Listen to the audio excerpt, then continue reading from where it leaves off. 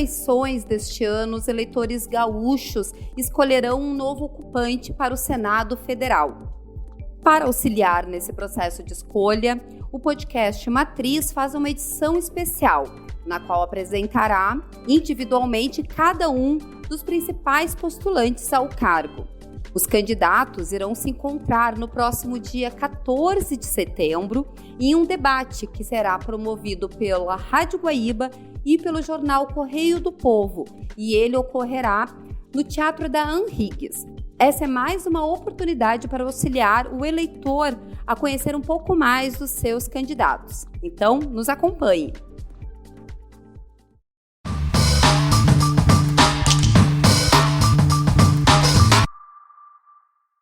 Então, agora a gente vai conhecer um pouco mais da ex-senadora Ana Amélia Lemos, que está concorrendo pelo PSD ao Senado, na chapa de Eduardo Leite, do PSDB, ao Piratini. Então, começo, sempre senadora. Por favor, se a senhora pudesse apresentar um pouco para os leitores. Eu sou Ana Amélia Lemos, eu sou filiada ao PSD, o 55, volto ao Senado como candidata nas eleições deste ano. Sou natural de Lagoa Vermelha, na região nordeste do Rio Grande do Sul. Tenho grande orgulho da minha cidade, do meu estado, do meu Rio Grande. Conheço o meu estado e o estado me conhece. Como jornalista, aliás, preciso lembrar primeiro, tinha uma infância, sou mais velha, de 9 irmãos, uma família muito simples, e só pude estudar graças ao apoio que tive primeiro no ginásio, no primário, ensino fundamental, e depois para conseguir continuar estudando através de bolsa de estudos, que consegui um internato, escrevendo uma carta ao governador do estado, da época, e depois consegui uma bolsa para fazer faculdade aqui em Porto Alegre, da Assembleia Legislativa. Então, eu batalhei desde muito cedo, saí de casa com 9 anos de idade. A vida, para mim, foi um desafio. E fazer bem as coisas foi sempre uma meta, dadas as dificuldades que tive desde a minha infância. Sempre tive apoio da família, consegui me formar, fazer a faculdade de Meios de Comunicação Social da PUC, e graças a essa bolsa de estudos, me tornei jornalista. E, como jornalista, meu primeiro trabalho profissional foi na Rádio Guaíba, da casa, né? Portanto, tive uma passagem na época da casa com Flávio Alcaraz Gomes e Jaime Copstein, que o Jaime era o meu conselheiro. Posteriormente, trabalhei no Jornal do Comércio e maior parte do tempo no Grupo RBS. Da comunicação, nós todos temos prazo de validade. Fui para a política, fui uma senadora na legislatura de 2011 a 2019 e tive uma produtividade muito expressiva, porque eu não só trabalhei muito, mas eu economizei 70% dos recursos que eu tinha direito para usar no exercício do mandato. E isso me deu uma diferenciação em relação aos demais senadores pela economicidade do meu gabinete e pela alta produtividade. Além disso, eu tinha um número relativamente pequeno de servidores no gabinete em Brasília e 4 pessoas em Porto Alegre para atender 497 municípios. Fui relatora de mais de 400 projetos e fui autora de vários outros emendas constitucionais que deram mais recursos aos municípios, que é onde as pessoas vivem, trabalham e estudam. E também uma lei que agora sancionada recentemente, a PEC 122, que determina que o Congresso não pode aprovar um novo encargo aos municípios sem fornecer a fonte de receita. Isso vale para o município, para o Estado e para a União, o que é uma coisa, eu diria, do óbvio, né, do orçamento.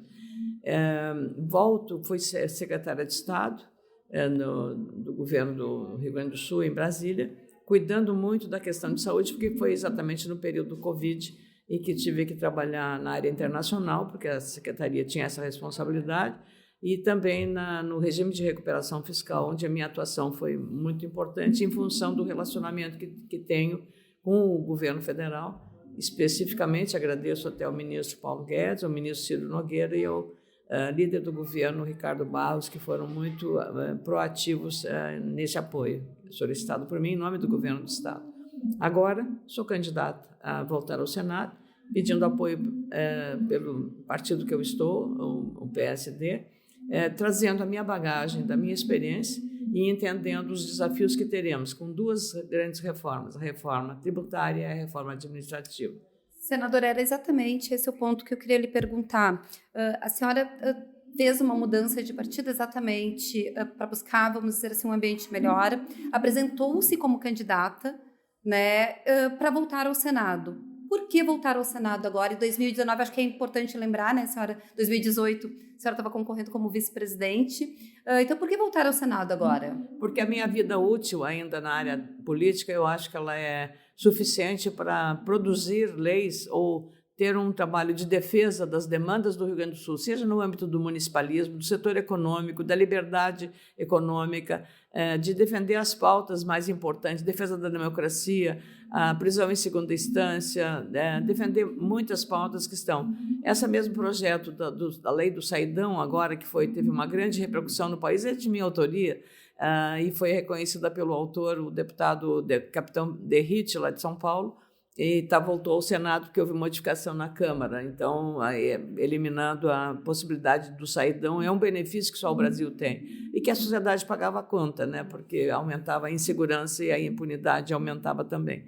Então, eu volto com essa experiência para também não me sentir acovardada diante de um desafio. Toda eleição é difícil, muito difícil, mas essa ainda porque é apenas uma vaga e são candidatos todos muito importantes. Eu tenho uma concorrência de um vice-presidente da República, creio que é a primeira vez na história da disputa no Rio Grande do Sul, de um vice-presidente, uma pessoa, né, afinal, tem uma condição competitiva bem diferente, muito mais forte do que a minha. E então eu estou com a disposição. Estou muito feliz com a receptividade do eleitorado por terem reconhecido o meu trabalho no Senado. Passei por períodos muito complicados, como foi o impeachment da ex-presidente da República, Dilma Rousseff, cassação de mandatos de senadores e um período muito convulsionado, mas de muita produtividade. E minhas leis foram sancionadas por Dilma, no caso de área da saúde, na questão de obrigar plano de saúde a dar quimioterapia oral para pacientes de câncer, foi sancionada por Dilma. Temer sancionou uma lei minha que trata de um marco regulatório para os integrados, que é produtores integrados com a agroindústria, e Bolsonaro sancionou duas leis minhas. Uma muito importante, que interessa muito, especialmente mulheres, reconhece a fibromialgia, que é uma doença desconhecida, como doença crônica, e assim deve ser tratada pelo SUS. E uma outra lei minha que permite às APAES e aos hospitais filantrópicos a lançarem títulos de capitalização, como ter uma fonte de financiamento para sustentarem as suas atividades, que são tão importantes do ponto de vista social e inclusivo, especialmente na área das APAES. A senhora listou uma série, né, de bandeiras muito importantes e que passam pelo Senado dentro desse contexto todo nacional atual. Eu lhe pergunto, se a senhora for eleita, qual das bandeiras ou qual bandeira que a senhora deverá apresentar durante a próxima gestão? O meu mandato foi diferente do que se fala aqui de uns candidatos, um mandato coletivo. O meu mandato foi colaborativo. O que significa colaborativo? Compartilhado com a sociedade. Então, eu cheguei no Senado em 2011 como senadora da Agricultura e eu acabei saindo como senadora da Saúde. Por quê? Porque saúde passou a ser a prioridade das demandas que a sociedade me levou. Foi a sociedade que me levou a trabalhar por essas pautas de câncer de mama, de câncer de próstata, todos os tipos de mieloma múltiplo, todos os tipos de câncer, inclusive a fibromialgia. Então, eu tinha sensibilidade para acolher toda essa pressão da sociedade e por ela eu trabalhei. Então, o mandato colaborativo ou compartilhado é com a sociedade, não é com o meu suplente. O meu suplente vai me dar sugestões, evidentemente. Meu suplente é o Paulo Teles, de Santo Antônio da Patrulha, e a Ana Oliveira, que é vereadora lá em Erechim, né? Ana também, como eu, Ana dessa terra. Então, eles me darão, eu os ouvirei para saber o que as comunidades deles querem e desejam. Mas, basicamente, ouvir muito a sociedade, porque ela vai determinar o que ela está precisando com mais urgência. Na pandemia, obviamente, foi vacinação, foi atendimento de saúde. Agora, qual será a demanda? Nós temos que ter esse olhar para atender exatamente o que a sociedade precisa, e não eu fazer um discurso desconectado das necessidades da nossa população. Senadora, muito obrigada pela disponibilidade, uma boa campanha e, né, pouco menos de um mês. Boa eleição. Muito obrigada pela oportunidade, pelo espaço democrático que o Grupo Record está oferecendo a todos os candidatos. Estou dizendo de novo, o Rio Grande me conhece, eu conheço o Rio Grande. Sou uma Ana dessa terra.